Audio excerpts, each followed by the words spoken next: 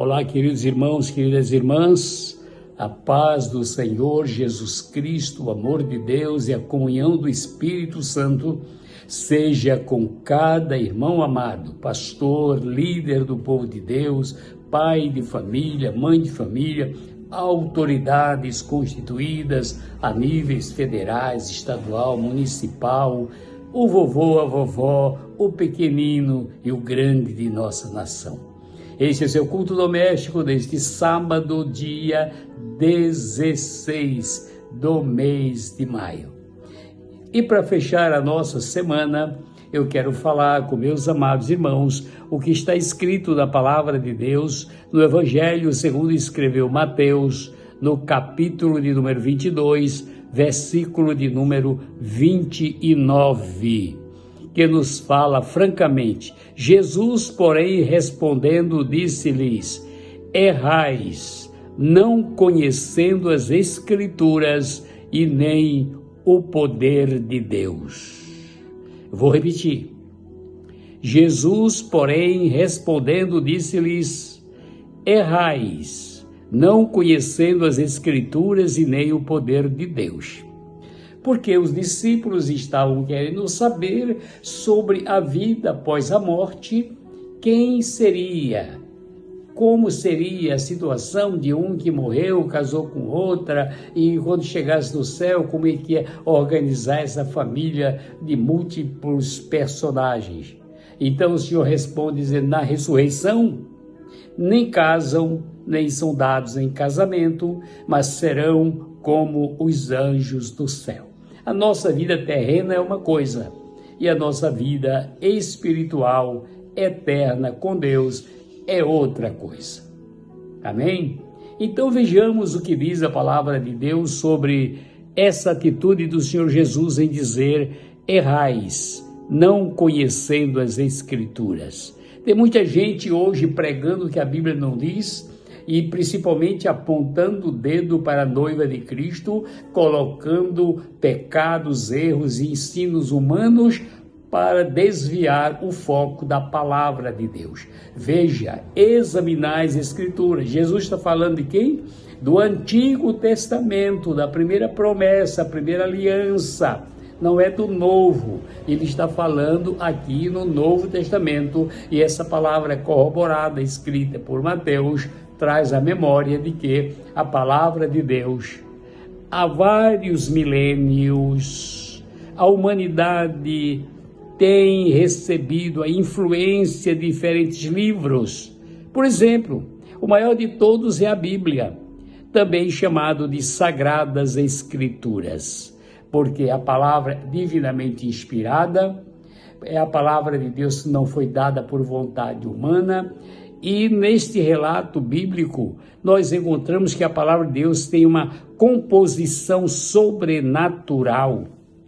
Composição sobrenatural. Escrita por cerca de 40 autores, de um simples lavrador boeiro ao estadista, ao grande rei Salomão e profetas. Mas a palavra de Deus também nos diz que o maior de todos é a Bíblia Sagrada, também chamado Sagradas Escrituras. Essa composição de 40 escritores envolve um período de 1.600 anos. 1.600 anos. De Moisés a João.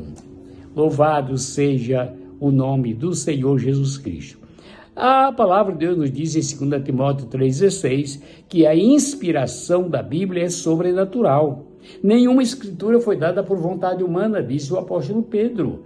Ela é dada por Deus, então é uma palavra inerrante e é uma palavra eterna. Louvado seja o nome do Senhor.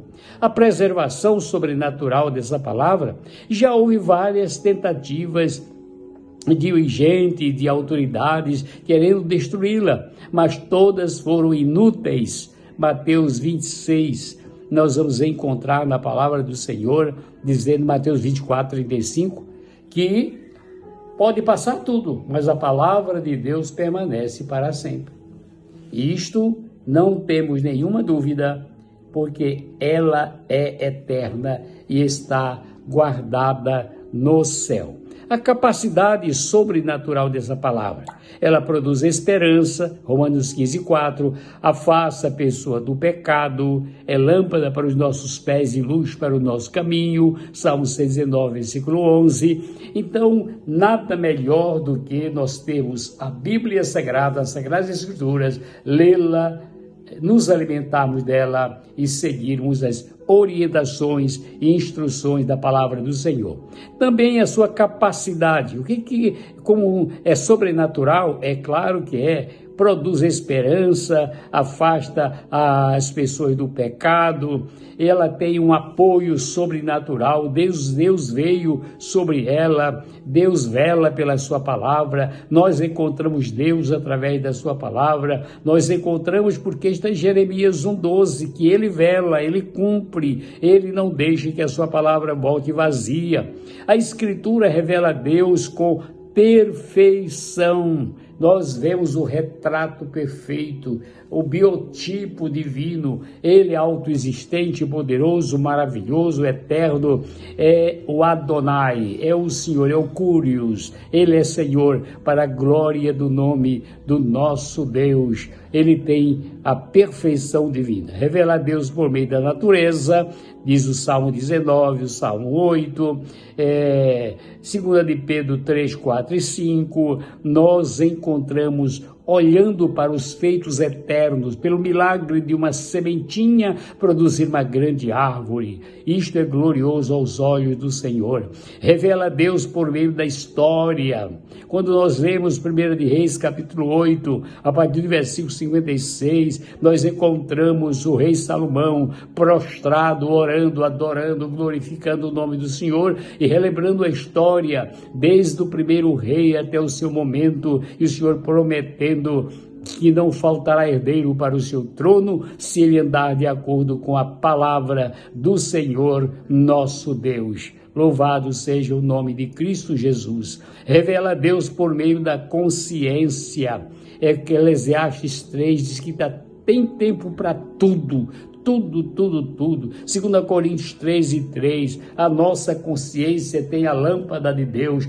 Deus acende essa lâmpada quando nós fazemos alguma coisa que fere a santidade, a dignidade, a honra do nosso Deus. Portanto, nós temos um tribunal divino em nossa vida. Louvado seja o nome do Senhor. Revela Deus por meio da palavra falada. Quando pregamos o Evangelho, conforme Hebreus 1:1, Deus fala pelo seu Filho, pelo seu Espírito Santo, pelas Sagradas Escrituras, para atender às necessidades de nossa alma. Revela Deus por intermédio de Jesus Cristo, João 1,14. Forte essa palavra, Então, quando nós ouvimos Jesus, estamos ouvindo Deus falar conosco pela sua palavra. As Escrituras têm características únicas, meus irmãos, única, com exclusividade. É o único livro que pode ser utilizado como arma contra Satanás. Efésios 6,17, Efésios mostra isto.